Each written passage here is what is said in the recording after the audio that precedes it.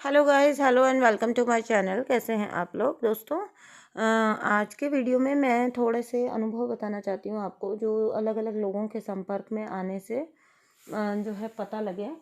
ठीक है, कुछ कुछ बातें निकल के आई, पता लगता है, आपसे शेयर करती हूँ जिससे पता लगेगा कि आपको भी कि क्यों सेल्फ का ग्रोथ ज़रूरी है, आगे बढ़ना और ख़ुद को आगे बढ़ाना, आगे लेके जाना। देखिए DMDF की बातें तो होती ही रहती हैं ट्विन फ्लेम्स में, है ना, वो तो होती ही रहेंगी। लेकिन क्या होता है कि लाइफ के अदर एस्पेक्ट्स जो होते हैं, ये बहुत होता है कि इस जर्नी में जब आप आ गए हो तो आप इतने मैस्मराइज्ड हो जाते हो कि आप लाइफ के अदर एस्पेक्ट्स पे ध्यान देना ही बंद कर देते हो।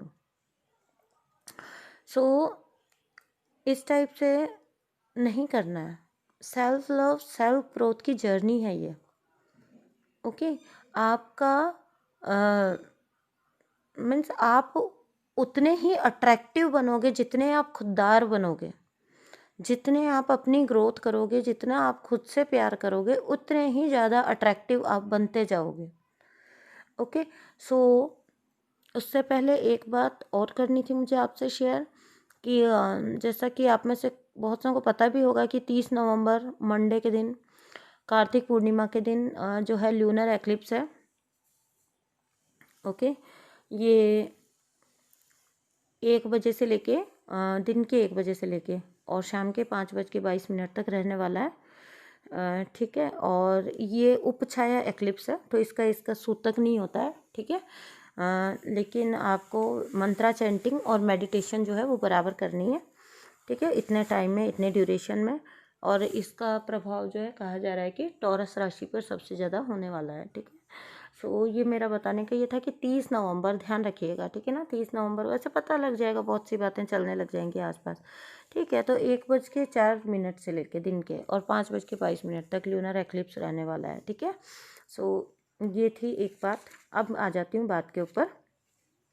आज का वीडियो बनाने का मेरा जो मकसद है, कुछ DF जो मेरे संपर्क में आए उनका अनुभव मेरे को आपसे शेयर करना है, जिससे आपको पता लग सके कि क्यों खुद पे काम करना इतना ज़्यादा ज़रूरी होता है। ओके हाँ जी, तो एक आई थी मेरे पास DF, जिनसे थोड़ी देर हमारी कुछ बात हुई और फिर उसके बाद में उन्होंने बताई अपनी स्टोरी की। वो जैसे जो है डिवोर्स ही हैं। ठीक है, उनको उनकी शादी हुई थी नार्सिसिस्ट के साथ और नार्सिसिस्ट ने उनको इतना परेशान किया। वही जो होता है प्लानिंग प्लॉटिंग उनके लिए, और उनको बहुत ज़्यादा प्रताड़ित करना। ठीक है, तो वो नार्सिसिस्ट के साथ थी और वहाँ से उनको डिवोर्स हो गया। अब क्या होता है कि उनके जो मदर फादर साइड से हैं, मतलब जो घर मायके वाले, उन्होंने भी उनको एक्सेप्ट करने से मना कर दिया। अब भी उनकी प्रेजेंट कंडीशन ये है कि उनके पास कुछ भी नहीं है और वो मतलब वो जिसको कहते हैं एक बिल्कुल डिपेंडेंट है अपने कुछ रिश्तेदारों के ऊपर, उनके साथ रह रहे हैं और उनको जो है उनके साथ रह रही हैं। और बिल्कुल जिसको कहते हैं वहाँ पे तो यही ज़िंदगी है उनकी कि मैंने जब उनसे पूछा कि इनर वर्क वगैरह कुछ कर रहे हैं आप, क्योंकि उनको नॉलेज बहुत है, बहुत नॉलेज है उनको, उनको सब कुछ पता है। बट वो उनका वही था कि मैं यहाँ पे इस बुरी तरह से फंसी हुई हूँ कि यहाँ पे मैं सिर्फ काम करती हूँ, काम काम काम, और फिर मैं थक के चूर हो जाती हूँ। मुझे समझ नहीं आता कि मैं अपने लिए टाइम कैसे निकालूं। तो बात करते करते मैंने उनको पूछा, जब मैंने उनकी हालत सुनी तो मैंने फिर उनको थोड़ा सा और कुरेदा और मैंने उनको पूछा कि आपका फाइनेंसिस का क्या है, कैसे है। तो शी सैड कि कुछ भी नहीं है, वो डिपेंडेंट है पूरी तरह से अपने उन्हीं रिश्तेदारों पे। तो मैंने बोला कि क्या आप कुछ करने का सोचती नहीं है। तो उन्होंने बोला कि उनकी एजुकेशन जो है वो बहुत ज़्यादा कम है। तो यहाँ पे मैंने उनको समझाया कि हमारी हमारे पैरों पे खड़े होने की अगर हमारी इच्छा है, अंदर से इच्छा है हमारे पैरों पे खड़े होने की, हम इंडिपेंडेंट बनना चाहते हैं, तो हमारे रास्ते में कोई चीज़ नहीं आ सकती, कोई चीज़ हमारे रास्ते में नहीं आ सकती। आप क्योंकि ऐसा सोचते हो कि आप यहाँ फंसे हुए हो तो आप ज़िंदगी भर फंसे रहोगे। अगर आपका यही हालात चलते रहे तो आप 10 साल बाद भी उन्हीं रिश्तेदारों के वहाँ पड़े रहोगे, उनका काम करोगे। और सिर्फ अपना पेट भरोगे। देखिए उनकी सिचुएशन देखिए। और वो उस दिन भी बात मुझसे केवल इसलिए कर पा रही थी कि केवल इसलिए वो बात कर पा रही थी मुझसे कि क्योंकि वहाँ पे उस दिन घर पे कोई भी नहीं था। अब वो अकेली थी। यानी कि अब आप उनके फ़ियर का लेवल समझ लीजिए, किस टाइप के फ़ियर और किस टाइप की डिपेंडेंसी में वो जी रही हैं। तो मैंने उनको बोला कि आप कुछ भी करिए, इस कंडीशन से निकलिए, क्योंकि ये आपको लग रहा है बट ये कंडीशन आपको सर्व नहीं कर रही है। ये सिर्फ पेट भरने के लिए कुछ रिश्तेदारों के ऊपर पड़े रहना, ये आपको किसी भी तरह से आपको सर्व नहीं कर रही हैं।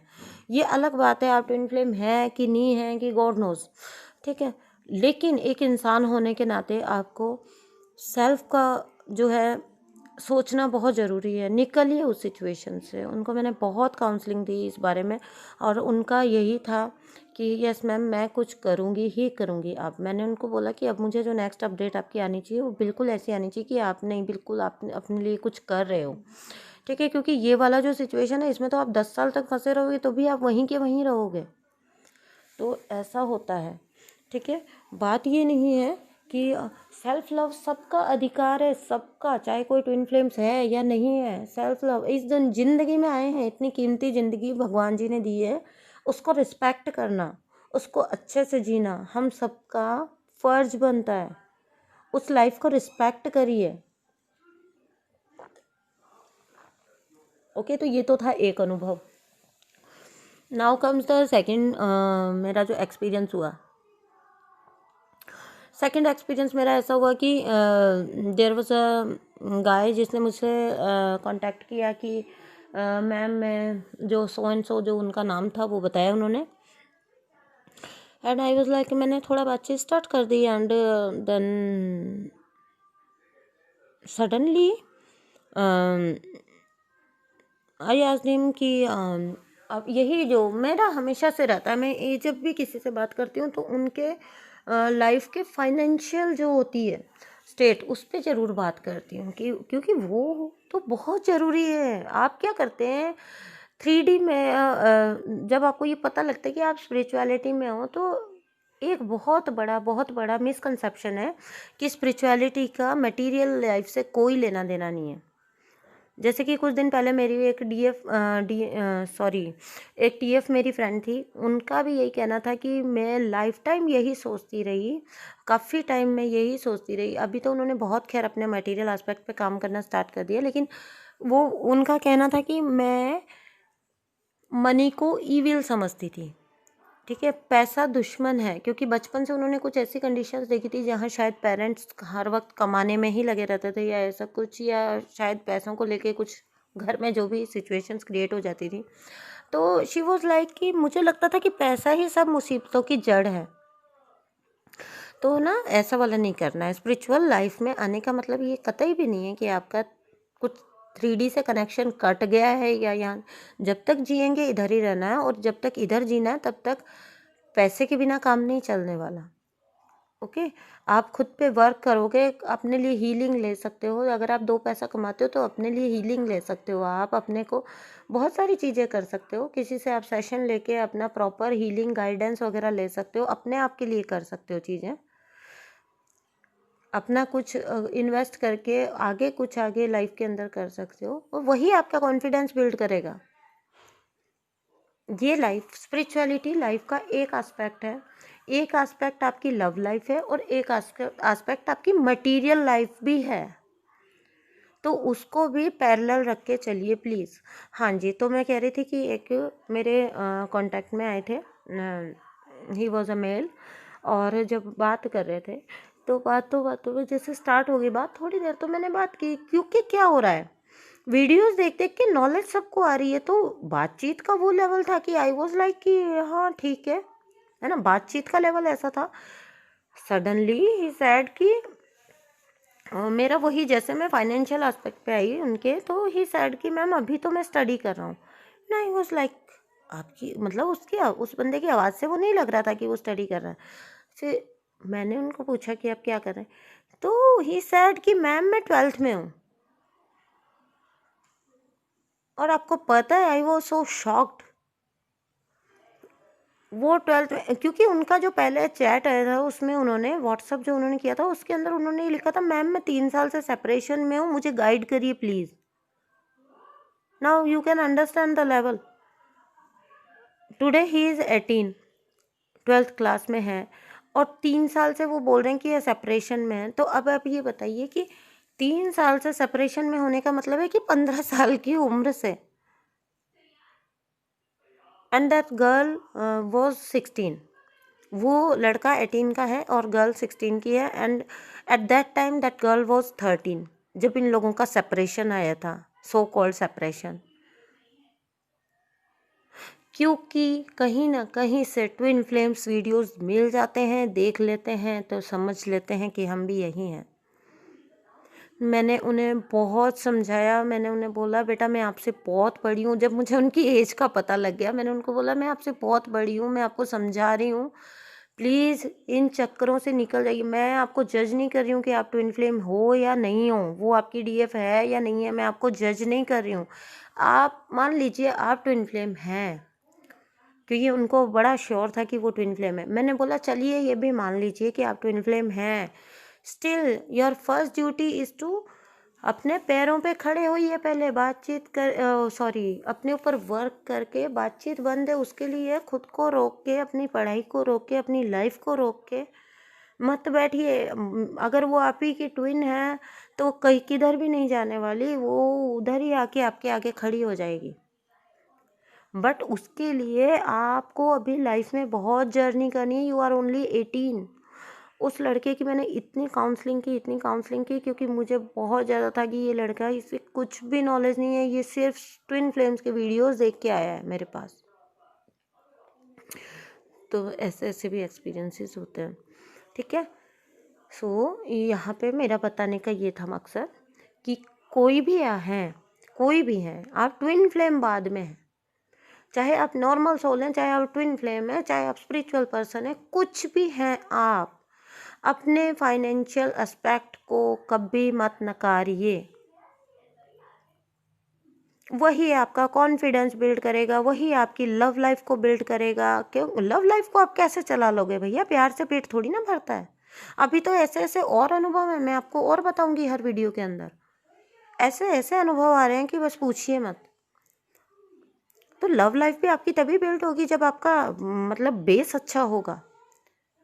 ओके, तो लव लाइफ भी तभी चलेगी आपकी, मटेरियल लाइफ भी आपकी तभी चलेगी, कॉन्फिडेंस भी तभी बिल्ड होगा, आप लाइफ में कहीं स्टैंड कर पाओगे तो आप कुछ कर पाओगे, आप हक से अपना हक मांग पाओगे, अपना पार्टनर मांग पाओगे। ओके, सो ये था आज के वीडियो का मकसद। DMDF की बातों के अलावा इन चीज़ों पे ध्यान देना बहुत ज़रूरी है, बहुत ज़रूरी है। वो जो DF थी, जो जिनका मैंने पहला बताया इंसिडेंट की, वो डिवोर्सी वगैरह, उनको मैंने बोला कि आप जिस किसी से हेल्प ले सकती हैं कुछ भी करिए, 2-4 सिलाई मशीन डाल के सिलाई सेंटर ही खोलिए। मैंने उनसे पूछा आपको सिलाई कढ़ाई आती है, उन्होंने बोला हाँ। मैंने बोला सिलाई सेंटर खोलिए, मशीनें कोई महंगी नहीं आती हैं, सिलाई मशीन लीजिए, सिलाई सेंटर डालिए और सिलाई करके और उस पैसे को चुकाइए वापस, और फिर अपने पैरों पे खड़े हो जाइए। उनको इतने इतने सारे ऑप्शंस बताए मैंने, जबकि उनकी एजुकेशन बिल्कुल कम है, वो शायद 7th 8th तक पढ़ी हुई हैं। तो उन्होंने अपनी लाइफ को वहीं स्टॉप कर रखा है कि नहीं मैं तो पढ़ी लिखी हूँ ही नहीं, मेरा तो कुछ हो ही नहीं सकता। क्यों नहीं हो सकता, बहुत कुछ हो सकता है, ठीक है। सो अपने आप को कीप मोटिवेटेड, और ऑलवेज ऑलवेज मटीरियल लाइफ को बुरा नहीं समझना है स्पिरिचुअलिटी में आने के बाद, ठीक है। So this was the video, thank you so much, bye. Video काफ़ी लंबा हो गया आज का।